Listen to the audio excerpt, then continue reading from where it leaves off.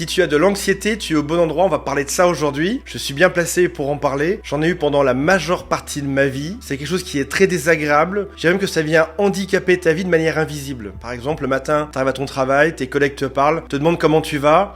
Et tu vas pas forcément aller leur dire que tu as des crises d'angoisse, que tu as de l'anxiété, que t'es pas bien. Tu vas juste dire ça va. Parce que c'est quelque chose qui est assez méconnu et on ne sait pas, généralement, si on ne se documente pas dessus, on ne sait pas comment faire pour le traiter. Et ce qu'il faut savoir, ce qu'on va voir aujourd'hui, c'est qu'on peut parfois le faire disparaître complètement ou encore on peut diminuer l'intensité de cette anxiété pour reprendre une vie normale. J'en ai déjà parlé dans d'autres vidéos sur cette chaîne. Aujourd'hui, on a 3 objectifs. On va d'abord voir si c'est bien ton cas ou pas, parce qu'il y a des mots qui se ressemblent dans certaines pathologies et c'est peut-être pas de l'anxiété que tu as précisément. On va voir toutes les méthodes, les 7 méthodes ultra efficaces pour que ça parte dès aujourd'hui. Avant d'aller plus loin, si vous le souhaitez, il y a un quiz anxiété juste sous cette vidéo pour déterminer votre niveau d'anxiété. Alors, bonjour docteur, j'ai quoi ?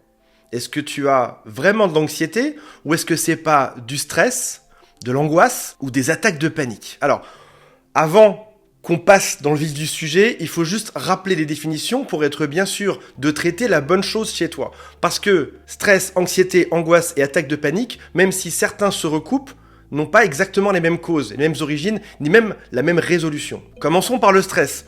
Le stress, c'est une réaction normale de ton cerveau et de ton corps face à un événement identifiable.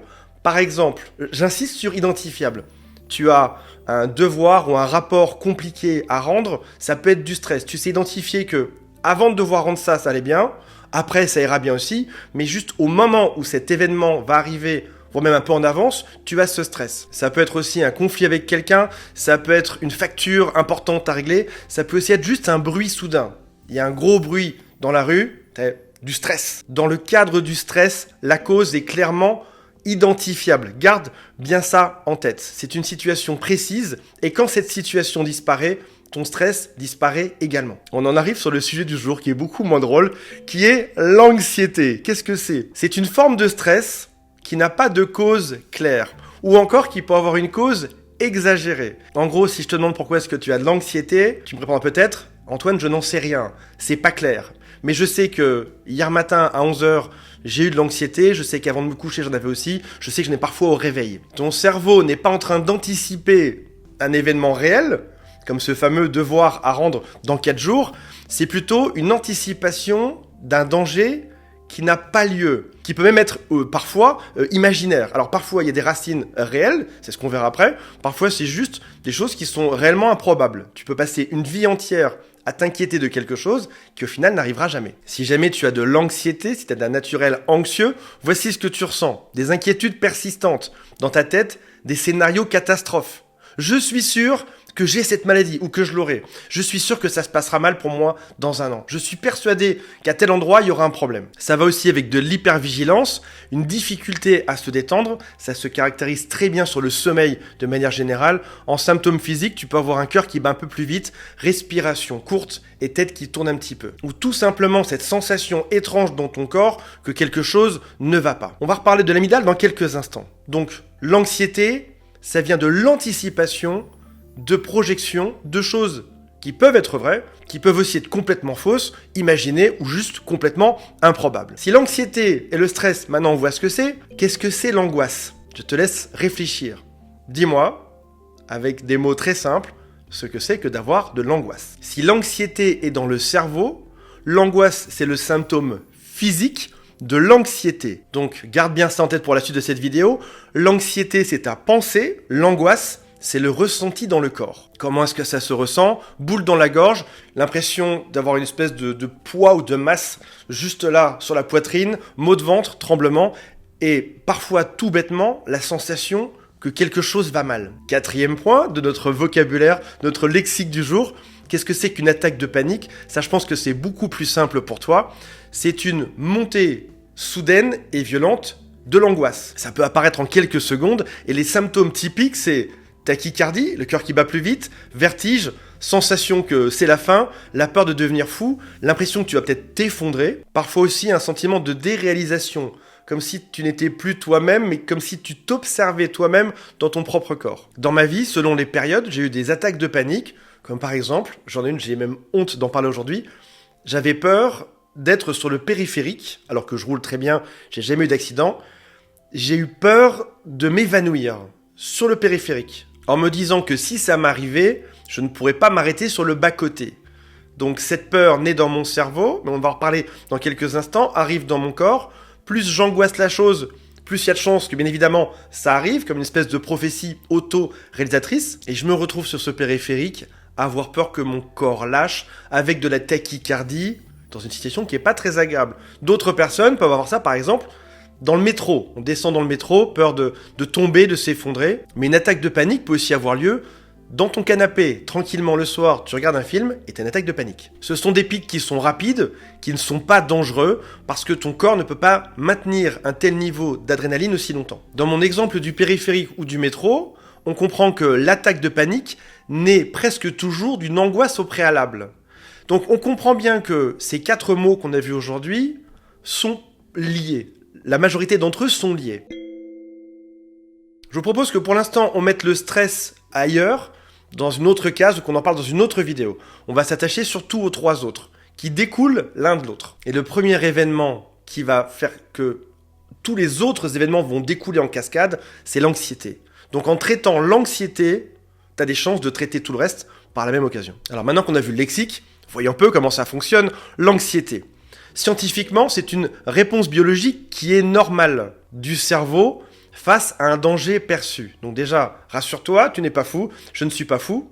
Il y a un danger perçu et ton cerveau va déclencher de l'anxiété, ce qui est tout à fait sain et naturel. Ce système dans ton cerveau va commencer par déclencher l'amygdale, qui est ton centre opérationnel de toutes tes émotions, de tout ce que tu ressens. C'est l'amygdale qui va réagir en premier, et puis après ça, tous les autres prendront le relais. Le souci étant, lorsque ton amygdale s'emballe trop vite.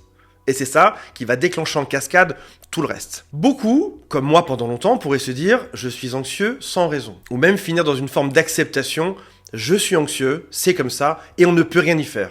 Et je vais vous prouver l'inverse aujourd'hui. Alors on peut avoir l'impression que cette anxiété surgit de nulle part, ou qu'elle est déclenchée par un événement imaginaire. En réalité, d'un point de vue scientifique, d'un point de vue psychologique, il n'y a jamais rien. Il y a toujours un quelque chose qui vient le déclencher, même si toi aujourd'hui, tu n'arrives pas à en avoir conscience. Tu ne sais peut-être pas qu'est-ce qui déclenche ton anxiété. Et dans ce qu'on pourrait mettre dans la case rien ne déclenche mon anxiété, en réalité, il y a 4 grandes sources qui viennent créer un mécanisme profond qui est invisible à nos yeux. Mais en parlant aujourd'hui, tu vas en prendre conscience et donc ce ne sera plus invisible. Commençons par la génétique. Oui, il y a des prédispositions. Certains ont une amygdale qui est plus réactive. Si jamais tu vas dans la rue et que tu vois des gens qui sont plus petits, plus grands, plus gros, plus maigres, plus roux, plus blonds, plus bruns, tu comprends bien qu'on n'est pas tous faits de la même manière. Certains ont des muscles plus gros que d'autres, aussi à la naissance, même quasiment sans faire de sport. C'est comme ça. Dans ton cerveau, c'est pareil. Ton cerveau n'est pas identique au cerveau de ton voisin. Et si ton amygdale est musclé, ce qui n'est pas exactement la bonne image, mais ton cerveau peut tout à fait déclencher de l'anxiété, un peu comme un radar qui serait mis de façon un peu trop fin. C'est comme ça, on peut rien y faire, mais on peut quand même bosser dessus par la suite, c'est ce qu'on va découvrir. Ensuite, il y a l'apprentissage familial. Tu as peut-être grandi dans un environnement qui était instable, tendu, imprévisible, ou encore avec un parent qui était anxieux. Donc ton cerveau a peut-être appris à scanner en permanence ton environnement pour détecter le moindre problème. Tu aurais donc musclé ton amygdale étant enfant. Encore une fois, c'est toujours pas le bon mot, mais tu vois de quoi je parle. C'est ce qui fait que ton système nerveux, quand tu deviens adulte, devient plus réactif. Tu es prêt au pire parce que tu anticipes. Troisième point de la naissance de l'anxiété, ce sont les traumatismes. Si jamais tu as vécu une relation, par exemple, avec une personne qui était toxique ou perverse, et qu'il fallait que tu t'habitues à rester en mode hyper-vigilance, en mode survie, il est normal que même en étant sorti de cette relation, ton amygdale reste encore habitué à ça. Il peut aussi y avoir des éléments qui sont déclencheurs, comme par exemple, une odeur te rappelle cette personne qui était toxique, ou un bruit, ou même parfois un mot, ou une ambiance. Dans ce cas, ton corps réagit à une menace ancienne, même si elle n'est plus réelle aujourd'hui. Et puis enfin, il y a ce qu'on pourrait appeler le style de vie moderne. Et accroche-toi bien parce que tu es probablement dedans. Un manque de sommeil ou un sommeil perturbé amplifie tes réactions émotionnelles de 60 à 70%. Et là, on arrive dans le poisson qui se mord la queue. Plus t'es anxieux, moins tu dors, plus t'es anxieux. Pense aussi à la caféine, qu'on trouve bien évidemment dans le café, mais aussi dans certaines boissons gazeuses. Ben oui, t'es en train de stimuler l'adrénaline, et c'est ce qui fait que tu seras plus favorablement anxieux. Et j'ajoute à ça l'alcool. Certains se disent, je suis anxieux, je ne comprends pas la raison. Demande-toi ce que tu as bu la veille. Et ce qui est plus compliqué à observer pour d'autres, c'est que c'est pas forcément la veille chez certains, ça dépend de ton corps, ça peut aussi être l'avant-veille ou l'avant-avant-veille. Par exemple, tu es stressé tous les mardis matins sans comprendre pourquoi, demande-toi peut-être ce que tu as fait samedi dernier. Chez certains, ça va se manifester pas du tout, chez d'autres le lendemain, chez d'autres 2 jours ou 3 jours après. Encore une fois, poisson qui se mord la queue, plus je suis anxieux, plus je bois, plus je suis anxieux. Les réseaux sociaux, et on arrive encore une fois dans le poisson qui se mord la queue, j'ai du mal à m'endormir parce que je suis anxieux, je me mets sur les réseaux sociaux, je regarde un écran et ça vient favoriser mon anxiété. Ce qui est important de comprendre, c'est que ton cerveau vient réagir à l'imaginaire comme si c'était quelque chose de réel. Donc par exemple, tu peux tout à fait imaginer un accident, imaginer que quelqu'un te quitte, imaginer une maladie, imaginer que tu vas échouer dans quelque chose, ton corps déclenche les mêmes hormones que si c'était réel. Si tu comprends juste ça de cette vidéo, tu as déjà énormément progressé aujourd'hui. Quelqu'un pourrait se dire « je suis anxieux sans raison », mais en réalité, si on regarde juste sa vie sur les derniers jours, il y a eu 3 nuits de sommeil qui ont été mauvais. Tu peux aussi mesurer ton sommeil au passage, il y a beaucoup d'applications qui permettent de faire ça. Il y a eu quelques cafés en trop, il y a eu du coca, il y a une petite inquiétude que tu as ignorée, il y a une charge mentale trop lourde, une fatigue au travail, et tout d'un coup, paf, ton système explose, tu penses que ça vient de rien, mais il y a une multitude de petits facteurs qui font que ton corps te dit, là, attention, fatigue et donc anxiété. On pourrait passer 8 heures, 80 heures à décrire toute la chimie de ton cerveau et de ton corps. Comprends que c'est très souvent simplifié pour qu'on comprenne facilement, mais qu'en réalité, c'est bien plus complexe que ça. Et on progresse sur la science du cerveau chaque année. Les experts ne sont même pas tous d'accord dessus. On arrive sur des systèmes qui sont très complexes. Aujourd'hui, on va essayer d'amener des solutions simples à des systèmes qui sont très complexes. Si tu réfléchis bien à tes pensées anxieuses, il y a probablement 4 types de pensées dedans. Si tu penses que tu es anxieux pour rien, réfléchis bien. Il y a peut-être, et marque-le sur une feuille, ou prépare de manière permanente un post-it et un stylo pour marquer le type d'anxiété que tu as. Est-ce que c'est du catastrophisme? Penser qu'il va y avoir le pire scénario dans ta vie dans quelques instants. Est-ce que c'est un biais de confirmation? Je pense que je vais être malade et donc je cherche tout ce qui va pouvoir confirmer que je le suis. Est-ce qu'il y a une généralisation? Ça m'est déjà arrivé une fois dans ce couple précédent, donc ça m'arrivera dans ce nouveau couple également. Ou est-ce que c'est une perception du danger qui est amplifiée? C'est j'observe une situation, une dispute avec mon partenaire, et parce qu'il y a cette dispute, je suis déjà prêt à me battre, à me défendre ou à m'enfuir. Au sens figuré, bien sûr. Comprends bien que ton cerveau n'est pas ton ennemi dans ce cas-là.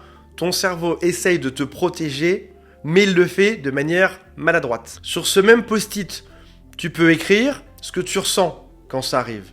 Déjà, rien que le fait de l'écrire, de l'extérioriser, de faire que ce ne soit plus une honte, de le noter, est déjà une très bonne chose. J'ai des palpitations, j'ai un nœud dans le ventre, j'ai des ruminations, je me sens mal. Cet exercice ne doit pas non plus devenir une espèce d'obsession. Plus je prends conscience que je vais mal, plus j'ai d'anxiété sur le fait d'aller mal et donc ça empire la chose. Mais tu peux éventuellement le marquer une fois, ne serait-ce que pour pouvoir le caractériser sans pour autant être obsessionnel dessus. Alors on en arrive aux fameuses méthodes pour faire que ça aille mieux aujourd'hui. Et si jamais tu les appliques, déjà tu as quelques indices sur le sommeil, sur la caféine, sur l'alcool, etc. On va aller plus loin. Il y a beaucoup d'exercices de respiration que tu as peut-être déjà vus. Généralement, quand on regarde ce genre de vidéos, c'est qu'on a déjà vu d'autres vidéos sur la respiration. Les experts ne sont pas tous d'accord dessus. Il existe plein de méthodes. Ce qu'on peut garder généralement en tête, c'est je pose ma main sur mon ventre ou je pose une main sur le ventre et une main sur la poitrine.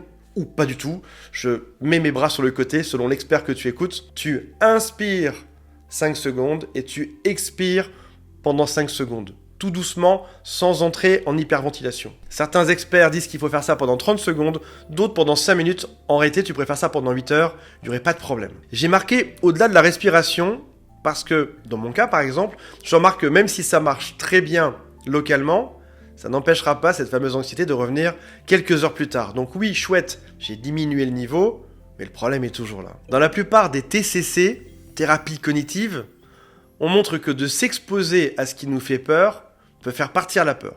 Typiquement, si jamais tu as peur de monter dans un ascenseur, en psychanalyse, je résume, je caricature. En psychanalyse, on va t'allonger et te dire de parler de ta mère et de ton père pour essayer de comprendre les racines dans l'enfance. Et en thérapie comportementaliste, on va te dire le jour 1, mets un pied dans l'ascenseur. Le jour 2, mets l'autre pied dans l'ascenseur. Le jour 3, les deux pieds. Le jour 4, clique sur changer d'étage. Et le jour 5, ça ira mieux. Je m'expose à ce qui me fait peur, de manière à ce que ça ne me fasse plus peur. Le cerveau a une très bonne mémoire des habitudes et il est capable de réapprendre quelque chose. J'ai appris que dans mon couple, quand mon partenaire me dit ça, ce sera la guerre après. Je peux réapprendre que dans mon nouveau couple, si mon partenaire me dit ça, il peut y avoir une autre issue par la suite. Si j'arrive à en parler, si j'arrive à essayer à nouveau. Le deuxième point est exactement le même que le premier point. On parle aussi de TCC. Il y a des choses qu'on peut essayer seul. Il y a d'autres choses qui nécessitent d'être accompagnées pour ça. Juste sous cette vidéo, vous trouverez aussi un lien vers des experts, des psychologues qui sont experts là-dedans, qui vont vous aider, vous guider. Le souci de l'anxiété, c'est que souvent, ça arrive quelques minutes ou quelques dizaines de minutes par jour, après ça passe. Et on se dit, c'est bon, c'est passé, j'en aurai plus. Et malheureusement, le lendemain, ça revient. Et donc, c'est quelque chose qu'on peut mettre de côté en se disant, je le traiterai un jour, mais en réalité, ça vient impacter complètement notre vie. Et c'est quelque chose qui n'est pas très agréable. Si tu te fais accompagner par un psychologue, il y a des chances que tu te libères de cette espèce de prison de verre qui est insupportable. Troisième point, bouger son corps. Le sport marche très bien. Faire une courte marche chaque jour de 20 minutes est largement suffisante pour baisser un grand coup ton taux d'anxiété. Le sommeil est un point aussi. Fais des expériences. La chose qui est chouette avec l'anxiété, c'est que si tu fais des expériences sur toi, sur ton corps, sur ta façon de penser aujourd'hui, tu as le résultat quasiment dans la journée ou le lendemain. Il y a beaucoup de médicaments, il y a beaucoup de thérapies qui mettent des années. Là, sur l'anxiété, ça peut être, dans certains cas, très rapide. Donc, teste par rapport à ton corps, par rapport à tes pensées, par rapport à tes habitudes de vie, de te comporter un petit peu différemment. Et il y a de fortes chances que tu puisses observer toi-même dès le lendemain ou le surlendemain que déjà ça va mieux. Le sommeil est l'un des grands points là-dedans. Tu peux tout à fait tenter d'acheter un autre matelas, un autre oreiller, de te coucher sans regarder les écrans, de te mettre au lit à une certaine heure fixe chaque jour, de mettre tes routines personnelles, allumer une petite bougie, lire un livre, te détendre, prendre un bain.